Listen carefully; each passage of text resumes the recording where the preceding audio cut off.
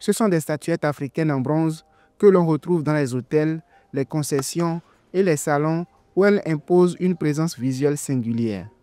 Elles naissent des mains d'artisans burkinabés, héritiers d'un savoir-faire transmis d'une génération à l'autre.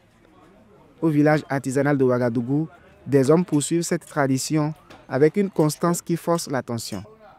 Nombreux Karim et Ali Sissao, chacun fort de plus de 20 années de métier, défendent une discipline où chaque geste compte. Karim est l'exemple d'un autodidacte qui a transformé un parcours scolaire interrompu en trajectoire professionnelle affirmée. Bon, je suis arrêté de l'école à la classe de ma troisième. Donc, après un moment, je me suis dit que l'école, ce n'est pas la meilleure solution. Donc, je me suis donné maintenant ce travail. Et facilement, j'arrive à m'en sortir dans le travail. Mais mon patron, père, son nom, il est décidé. Monsieur Guiré Tassere. Ça a été mon patron. Bon, durant ces 20 ans avec mon patron, on a eu à faire des monuments pour la ville de Ouagadougou. On a beaucoup fait des trophées aussi. À quelques mètres de lui, Ali Sissao, artiste bronzier, perpétue une compétence familiale transmise comme un héritage immatériel. Il maîtrise l'art de la patine, le bon moment pour limer, adoucir, polir. Il sait quand une scie devient capricieuse ou quand un moule doit patienter. Son atelier ouvert est un espace de finition où les œuvres prennent leur tonalité définitive. D'abord, il faut faire l'œuvre en cire d'abeille.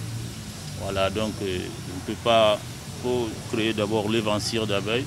Une fois faire le moulage avec le cretin d'âne ou de cheval, tu déposes au soleil, que ça sèche, tu refais une deuxième couche et après tu fais la récupération de la cire. Donc la terre va prendre la forme de la cire. Donc une fois récupéré, maintenant tu vas voir que le moule est vide, le moule est creux. Donc maintenant il faut couler le bronze, faire couler. Voilà, donc il faut passer d'abord par la finition avec des limes et après des papiers, avant, et au niveau de la soudure aussi, avant de revenir ici. Parce que là, c'est l'un des avant-dernières étapes, voilà, métier. Ces artisans du village artisanal ont contribué à créer des monuments publics, des trophées emblématiques et des pièces uniques réalisées sur commande. Chaque œuvre affirme une identité propre, loin des productions uniformisées. Nombreux Karim et Ali Sissao ne se contentent pas de maintenir leur activité.